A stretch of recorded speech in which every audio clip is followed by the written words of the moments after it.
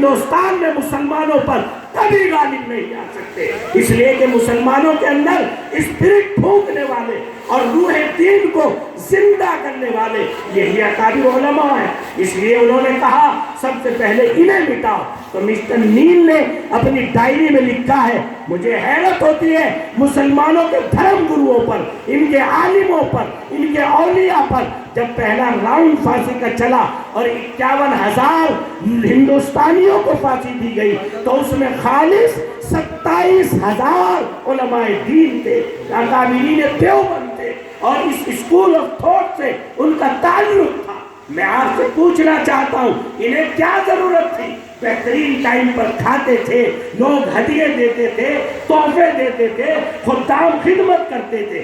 دوستو بہت مختصر ایک میسج دے کر جا رہا ہوں، ان کے ذہن میں صرف یہ تھا کہ اگر آج ہم ان مدرسوں میں بیٹھے رہ گئے، ان درسگاہوں میں بیٹھے رہ گئے تو مسلمان ملت کے نوجوان اور یہ نونہال نسلیں عقیدہ آخرت سے محروم ہو جائیں گی، عقیدہ توحید سے محروم ہو جائیں گی، کلمہ لا الہ الا اللہ کا نور ان کے دلوں سے ختم ہو جائے گا اور یہ اپنے شعار اور اپنی تہذیب کو زندہ نہیں رکھ سکیں گے۔ اس لیے انہوں نے اللہ کا نام لے کر اس فرنگی شاسن سے لوہا لیا، اور بعض ایسے غیرت مند اکابر گزرے۔ میاں جی اللہ اکبر حافظ ضامن شہید فرماتے تھے کہ اس انگریز کو جب تک بہت بڑا افسر تھا جو مسلمانوں کا بڑا معاند اور دشمن تھا، جب تک اس کو اپنے ہاتھ سے قتل نہیں کر دوں گا، جہنم رسید نہیں کر دوں گا، جب تک میں زندہ نہیں چین سے بیٹھوں گا۔ چنانچہ شاملی کے میدان میں جہاد ہو رہا ہے اور اسی ظالم انگریز نے جو کمانڈری کر رہا تھا حافظ ضامن شہید کے تلوار مار دی، آپ کی گردن دور جا پڑی۔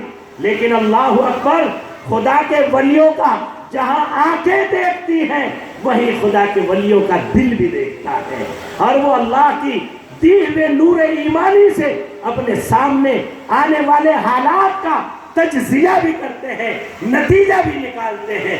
چنانچہ گردن کٹ گئی، لیکن چونکہ قسم کھا رکھی تھی اس لیے تلوار لے کر بھاگتے رہے، اور جیسے ہی اس کے قریب پہنچے تو آپ نے اپنے دل کی آنکھ سے دیکھا، اور جب گھمائی ہے گردن، یہ اس وقت کا حال ہے جبکہ گردن کٹ کے بہت دور آپ کی جا گری ہے۔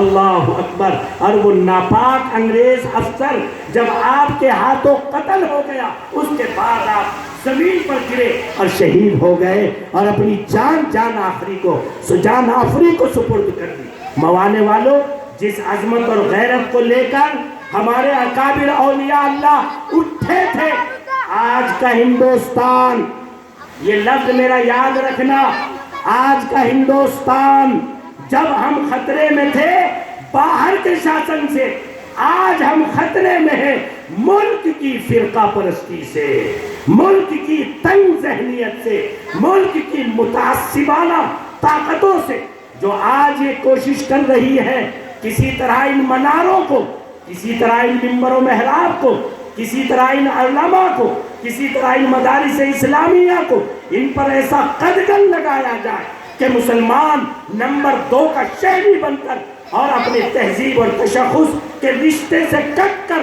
یہاں ہندوستان میں رہے۔ اور اللہ نہ کرے اگر یہ سن 2019 کا الیکشن میں پورے ملک میں مسلمانوں، ایک بات کہہ رہا ہوں، میں نماز روزے پر اس وقت کم بول رہا ہوں، ملکی حالات پر زیادہ بول رہا ہوں۔ یہ سن 2019 کا الیکشن یہ ملک کی دشا اور ملک کی دشا کو طے کرنے والا الیکشن ہے۔ یہ 19 کا الیکشن اس بات کو طے کرنے والا ہے کہ یہ ہندو ازم اور ہندو راشٹر کی طرف جائے گا یا جمہوریت اور ہمارے ملک کا سنویدھان جو ہماری روح ہے، جو ہر ایک مذہب کو اپنی تبلیغ اور ہر مذہب کو اپنے زندہ رہنے کا حق دیتا ہے، اس کی طرف جائے گا۔ یہ ہندوستانیوں کا امتحان ہے۔ ایسا الیکشن 70 سال میں آج تک تاریخی اعتبار سے نہیں آیا، اس لیے دعا کیجئے، اللہ سے مانگیے، سیاست کی لائن سے، ملکی حالات کی لائن سے ہوش مندی کا ثبوت دیجئے۔ خالی کھانے پر، خالی دکانوں پر، خالی مکان بنانے پر نہیں، ملک میں کیا چل رہا ہے، کیا بن رہا ہے، کیا منصوبہ بندی اور کیا پلاننگ ہے، اور آپ کو کس انداز سے سیاست کی کینچی سے کاٹ کر نمائندہ اور حکمرانی اقتدار سے اور اس کے تخت سے محروم کرنے کی کوششیں کی جا رہی ہیں۔ اس لیے فکر مند ہو کر، زندہ دلی کے ساتھ متحد ہو کر 4 سبق جو دے کر کے جا رہا ہوں اسے اپنی زندگی میں لکھ لینا۔ ہم خاکی الاصل ہیں، خاک پہ رہتے ہیں، مٹی میں رہتے ہیں، مٹی سے ہم بنے ہیں، اور مٹی کی 4 صفات ہیں۔ کیا صفات ہے بھائی؟ 4 صفات ہیں۔ یہ سبق یاد کر لینا، بہت شارٹ بتا رہا ہوں۔ سب سے پہلی صفت ہے مٹی کی۔ مٹی اپنے اندر انسان کو عافیت کے ساتھ چھپا لیتی ہے۔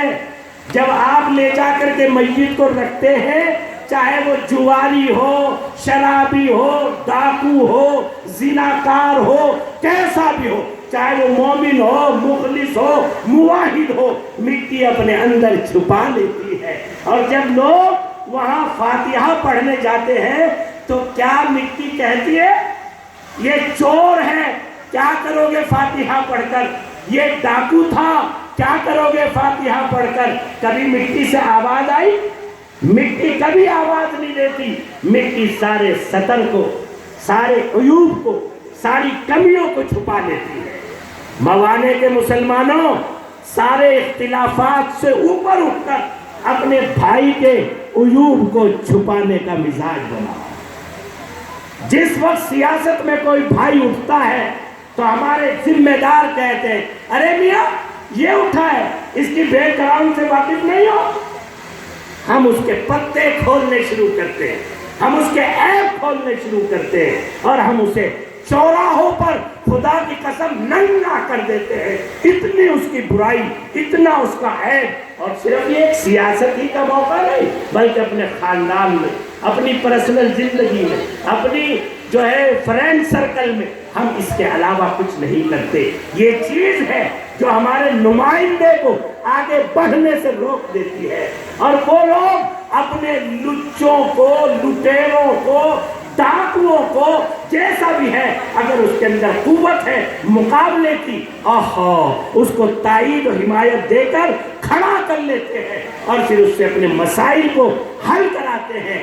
مٹی سے سبق سیکھو۔ اس کا مزاج ہے چھپانے کا، چھپانے کا مزاج بناؤ گے تو تمہارا آدمی آگے بڑھے گا۔ دوسرا مزاج ہے قبولیت کا۔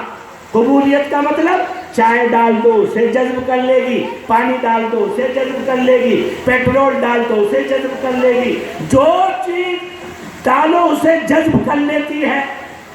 آپ مٹی سے بنے، اللہ کے واسطے اگر آپ کی سیٹ نکل رہی ہے اور آپ کا برادر نہیں ہے، آپ کا خاندانی نہیں ہے، آپ کا دوست نہیں ہے، آپ جس نیتا کے فالوورز ہیں وہ آدمی نہیں ہے، لیکن سیٹ نکال سکتا ہے، باقی کو ناکام کر سکتا ہے، تو آپ اللہ کے واسطے مٹی کا مزاج، قبولیت کا اپنے اندر پیدا کیجئے، تاکہ آپ کی قیادت اور آپ کے علاقے کی نمائندگی اسلام اور مسلمانوں کے ہاتھوں میں آئے۔ اس چیز کے نہ ہونے سے ہمارا یہ سیاست کا جو سرکل ہے، ایک وقت تھا سہارنپور سے لے کر دلی تک آپ کے ایم پی، آپ کے ایم ایل اے، آپ کے ایم ایل سی ہوتے تھے۔ کہاں گئی سیاست؟ انہی پتنگوں میں لڑ کر جھگڑ کر ہم نے اپنی اتحاد اور قیادت کو اور سیاست کو آگ لگا دی، جس کا فائدہ آج دنیا اور ہندوستان کی ہندوستانی لوگ ہمارا ناچ دیکھ رہے ہیں کہ یہ کیسی بے وقوف قوم ہے، اسے جو چاہتا ہے رومال ڈال کر، جو چاہتا ہے افطار میں لیتا ٹوپی اوڑھ کر اسے اپنا بنا لیتا ہے، اور یہ بیچاری سارے زخم ہو۔ اس لیے اللہ کے واسطے نمبر 1 چھپانا، نمبر 2 قبولیت، اور نمبر 3 ہے نشو و نما۔ مٹی کا مزاج ہے، جب آپ اس میں دانہ ڈالتے ہیں تو یہ آپ کو پال کر، بڑھا کر، اس کو اوپر گلا لگا کر آپ کو دیتا ہے۔ آپ بھی اپنے اندر اولادوں کو پالنے کا، بڑھانے کا، ان کو بہترین इंजीनियर, बेहतरीन डॉक्टर, बेहतरीन वकील, बेहतरीन प्रोफेसर, IAS, PCS और आला हायर एजुकेशन से दीनी इस्लामी तशख्खुसात के साथ और नूर ईमानी और नूर कुरानी के साथ जो है माला माल कीजिए, ताकि आप बिरादरान वतन के साथ खड़े हो सकें। और जो शख्स आपकी सतह पर खड़ा हुआ है, आप उसको पाल बढ़ाकर मिंबर से विधायक बनाइए, विधायक से MP बनाइए और लिखवाइए।